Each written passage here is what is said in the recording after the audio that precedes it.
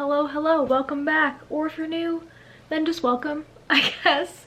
But welcome. If you, for some reason, have just stumbled upon me and enjoy this, please subscribe. That would be great. I would love to get to 5,000 friends. What I will do when I get there, who knows? But we'll try. Today I'm very excited because I am going to be talking about a few things that are like, I guess these are kind of like ways to distract yourself while we are all still in lockdown. And it's something that I am passionate about because there's nothing I would rather do than sit at home all day and watch TV. That sounds sarcastic, but it's not. I'm going to be talking about a list of binge-worthy, I guess, series or things along that line on Netflix and Disney Plus that I recommend for people to watch if you are still staying inside. I know that places are starting to open up. I understand. I personally am remaining socially distant, leaving my house as little as possible. We're opening up in phases here in Canada and I don't want to be a part of it, so I'm doing my part, staying at home and watching lots of Netflix.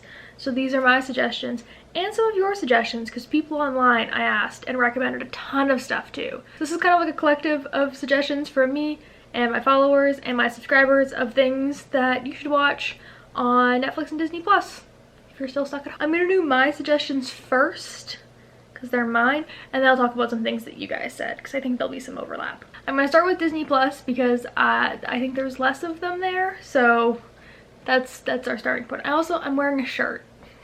It just doesn't look like it the way that this is cut, so I'm wearing one, I promise. This one is the obvious one. If you have not watched this by now and you are a Disney Parks fan or even just like a Disney fan in general, you need to, and that is the Imagineering story. I still haven't technically watched this whole series because I thought I was going to Disneyland in May. So I kept on being like, I don't want to watch the last one because they talk about Rise of the Resistance. I don't want to ruin the ride for myself and spoil it and then go on the ride. Every other episode I have watched and I will literally cry at every single one of these episodes. It's a problem. If you are a Disney historian or a parks fan or things like that, you absolutely need to watch this. It is amazing seeing just like the growth of the company from literally nothing. I also love the foreign parks. If you don't know, I've been to Tokyo Disney Sea. I don't remember very much of it because I was like 15 and I think I have long-term memory loss, but from what I remember and the flashbacks I get, I loved it. So I love being able to see the like international parks as well as the domestic parks. I just love it. It's so well done. It's like the reason I got Disney Plus alone was for this series. So for some reason you haven't seen the Imagineering story yet, you literally need to stop this video right now. I don't even need you to watch any further. Go watch it right now because it's so good. This one also seems pretty obvious, but there's two kind of like mega series or worlds that Disney owns that people should watch, and those are the big boys that are Marvel and Star Wars. Marvel, I'm a big Marvel fan. I've always been a big Marvel fan ever since like Disney essentially owned them. I always go to the midnight viewings of the new movies. I saw Endgame and sobbed at midnight during it. They also have more of the like smaller films. I know they're doing different series and things like that on Disney Plus, so keep an eye out for that too. But all of the major movies are on there. I'll try and link down below a like guide of the way to watch them in because they don't come out in chronological order. It's the same as Star Wars. So I'll try to leave that down in the description, but super recommend Marvel. And then Star Wars is one that I am personally trying to do that I just really need to start. I got really into Star Wars with the newest trilogy, which I know not a popular opinion because a lot of people don't like the newest trilogy, but I've seen like the last 4 movies, I think. I actually haven't seen Rise of the Skywalker, but they put it on Disney Plus for May the 4th, so that is on my list for things to do in the next week because I've already put it off for a month. But all the Star Wars movies are on there. I need to binge them because I haven't, because I've just been doing other things, but they're on there. And so is things like Clone Wars and a lot of other stuff that's like in the Star Wars universe as well. This one, I watched this, when did I watch this? I watched this on my way home from Orlando actually. I'm pretty sure that's when I watched this, but High School Musical, the musical, the series, highly recommend. I grew up in like the timing of High School Musical. I'm old, so like High School Musical came out when I was like a tween. Because of that, I relate deeply with High School Musical. I love High School Musical. It took me like 2 episodes to get into it. I wasn't sold at first, but once I got past those, I loved it. So if you just want something that's like super lighthearted that you can play in the background, highly recommend High School Musical, the musical, the series. Now I'm gonna move on to Netflix that are my recommendations, and then I'll move on to your guys' recommendations for both of them. This is one that I haven't watched for years, so I'm actually not caught up on the new seasons, but at some point I thought I was gonna like go to law school or be a paralegal, honestly, who knows, and I got really into Suits. It's what it sounds like from that sentence of me saying I was interested in being a paralegal. Again, probably everyone knows this. Weirdly enough, Meghan Markle was in it before she was like essentially a princess, but it's one of those like billion season long series that you can just like binge watch all at once. Like I said, I didn't really get past season 3 because once Mike was gone, I was kind of like, meh, but it's something to watch at least for the first 2 seasons. This one, I literally forgot the show existed until someone brought it up not too long ago, and now I want to watch the whole thing over again. But Dexter. Dexter is like kind of old now that I'm saying this, but I think it is still so good. We all hate the ending, but we're just not going to talk about that because like collectively everyone hated the ending. But Dexter just twists and turns, keep you going. If you're someone who likes psychological thrillers, like borderline horror, you will love Dexter if you haven't seen it yet. If you don't know, it's about a blood spatter analysis. God, that's hard to say. His sister is a cop, and he's essentially a vigilante murderer. So he finds out about terrible people and he catches them and he murders them. And it's essentially him running from the cops when he starts to get figured out. But there's a bunch of stuff that happens in between. You have to watch it. You just have to. There is not all of the seasons on Netflix, so this one could be harder to find if you're looking for new seasons, but RuPaul's Drag Race. I've been an avid Drag Race fan since like 2012, honestly.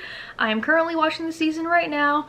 Hashtag team literally everyone. The top 3 this year is so good.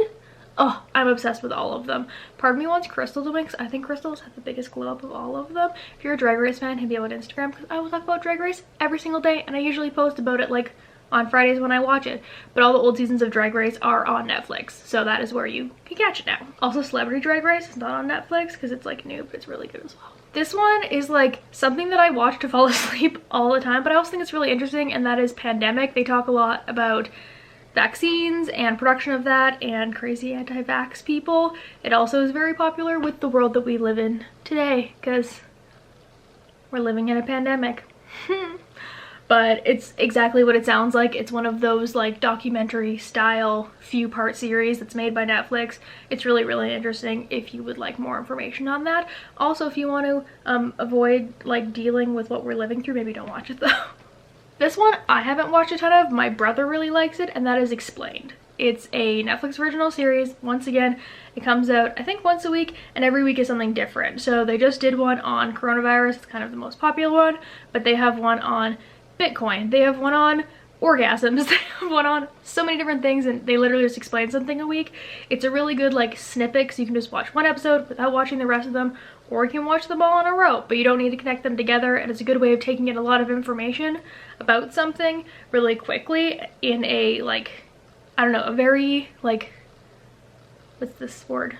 Compressed. A very compressed way. This is also an old one, so I'm not really going to talk about it because I think that everyone's seen it, but there is 2 seasons, 3 seasons, 2 seasons I think, of Making a Murderer. You know it, you love it, everyone has thoughts about it. I'll leave it there. A more recent one that I have gotten very into, I'm still in the middle of it. I think I'm on like season 2 episode 8 now, and this is Dead to Me. Oh my god, I love it. It's like weird, almost comedy, like weird, almost horror because like there's a lot of murder that happens. If you liked Santa Clarita Diet, you will love Dead to Me. It's super interesting. There's a bunch of twists and turns. I never know what's happening. Like I said, I have 2 episodes left in the 2nd season. That's probably what I will watch tonight because I am so hooked, but really recommend that one. It was literally when I wrote this list on my what to watch list like a week ago, and now I've watched almost 2 seasons because that is how obsessed with it I am. This one is another good one. I need to watch the 2nd season, but the 1st season was sick. That is Mindhunter. First of all, lead actor of this could literally spit on me and I would pay him. I'll leave it at that. Also, whoever is the casting director for this show, the casting of Ed Kemper in this show is the most flawless casting I've ever seen. It is perfect. But if you don't know, this show is set in like old times. I think it's set in like the 90s or something like that. It's not even old, but it's set back before criminal profiling was really a thing, and before like psychology was really thought of in policing. And it pretty much goes back to when serial killers started existing and the creation of the term serial killer in like the FBI. Obviously it's not real, so I don't know how to word this, but it goes through a bunch of interviews with different serial killers. Some of them aren't real characters, and obviously like Ed Kemper is a real character, but it's just really, really interesting if you're into true crime and things like that. Mindhunter is a must watch. This one is only like a 3 or 4 part series, I think, but it's super interesting, and I actually need to rewatch it because I kind of fell asleep watching it because that's what I do. But How to Fix a Drug Scandal. This again is a Netflix original series. It's only a few episodes, and it pretty much talks about someone who worked in a like drug analysis lab, who like does drug testing for court cases, and they essentially like botched a court case, and they were stealing cocaine that they were supposed to be testing for drug testing and calling things positive or negative and then taking the evidence afterwards. And it talks about how that like affected the court proceeding and people who were like convicted when they were like wrongfully accused and things like that. It's really, really interesting. Again, if you are interested at all in true crime or like legal proceedings, things like that, this might just be my ish because that is what my education is in. But I think it's really interesting, and it's a shorter series out of all of these, so it's an easy one and a quick one to watch too. The last one I'm going to mention is Insatiable. This one was hot and cold, and I really wasn't sure about it, and then it kind of grew on me throughout the seasons. It's bizarre. Also, it stars Debbie Ryan, so like it's already bizarre. Essentially a girl who was really overweight and then lost a bunch of weight through not very healthy means, and maybe now has a lot of like binging and restriction problems, which seems problematic, but it gets better the more that you watch the series. They handle it better as you go, and then she gets into pageants, and then people start getting murdered. That's all I'm gonna say. It's one of those like bad comedies. Once you watch it, you know what I mean by bad comedy. It's a very specific type of comedy and humor. It's one of those like stupid, like I can put it on and I don't need to pay attention, but I can't pay attention if I want, and I can just like let it play and I'll enjoy it, you know? Then some things that are on my to watch list. Trial by Media. This is again a Netflix original series. It's exactly what it sounds like, Trial by Media. So I've heard a few people talk about this. Again, it's because I like legal proceedings and court cases and things like that I'm probably interested in this, but a lot of people have given it pretty good reviews, so that's why it's on my list. I think I'm the only person in like the whole entire like Disney bubble that hasn't watched The Mandalorian, and I'm so sorry. I got like 2 episodes in and I just couldn't get behind it. Like Baby Yoda's cute, but like it's the only thing that it was doing for me. So The Mandalorian is on my list. It's not really high on my list, but I know that I'll need to watch it eventually, especially if like it starts being involved with the whole Star Wars universe in a more significant way. Also, Baby Yoda's so cute. And the last one that is on my watch list is relatively new. It is on Disney Plus, and that is Prop Culture. I haven't looked too much into it, but from what I can see, it's essentially like the Imagineering story in the sense that it's like a documentary kind of setup about props. Disney does a lot of props, if you can't tell. They're kind of like one of the biggest studios in the world. Maybe the biggest. I don't know. DreamWorks who? I don't know. But Prop Culture is on my list as well. Now I'm gonna pull up what you guys told me to watch. Literally so many people, like so many people gave me things to watch. Sweet Life of Zack and Cody, which multiple people have said they've been watching Sweet Life of Zack and Cody, Hannah Montana and Lizzie McGuire, but Sweet Life of Zack and Cody. My friend Taylor said Prop Culture. Another person said Imagineering Story, Imagineering Story, Imagineering Story. I've watched it, I promise. Newsies, which I haven't personally watched, but if you're a Broadway person, I know Newsies is really popular, and I've like heard of parts of it because the old trolley show in DCA, I believe, was based off of Newsies. Oh yeah, Disney has the 2 sing-alongs out now. That's a thing. The Mickey Mouse shorts, oh my god. A lot of people don't like the new animation style, but I think it's really cute. They did Goofy so dirty in the new animation style, but the shorts are really cute. That's So Raven, Hannah Montana, Lizzie McGuire, Sweet Life, The World According to Jeff Goldblum. I haven't watched it at all, but a lot of people have said to watch that, so I should probably add it to my list. New Girl. I forgot about New Girl. That's another good one too. I know my friend Nicole like just binge watched all of them as well, but New Girl is on Netflix now. Tangled the series. That's one that I've been wanting to watch because everyone says that it's amazing, and when everyone's like, how come Frozen got a sequel but Tangled didn't? They're like, it's because Tangled has its own animated series. I haven't watched it, but I need to because I've heard really good things about it. Avengers movies, High School Musical, the musical, the series, Marvel, Wizards of Waverly Place, that's a good one.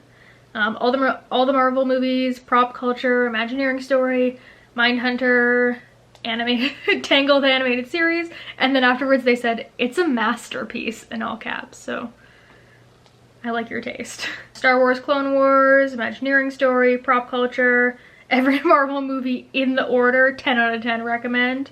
Lots of Nat Geo. If you didn't know, Disney owns National Geographic, so there's a lot of National Geographic things you can catch up on. Fairy Tale Weddings is another one that I personally can't get behind because I hate seeing people happy, but Fairy Tale Weddings is on there. So that is it. That is all. Those are a few things that are like binge-worthy content to watch if you are in quarantine and you're still locked down, aka you live in California. You might have 3 more months of this, which honestly, I'm doing fine, so I could stay locked down for a while. I'll have the list down below if you just want to see it that way. I'll also have any relevant links down below as well. All of my links, as always, are also down below if you want to check me out anywhere else. I'm on all of the social medias. Please subscribe. We're almost at 5,000 friends. That would be cool to hit at some point because all I do now is this because I am unemployed. But I will see you guys in a couple of days. Bye.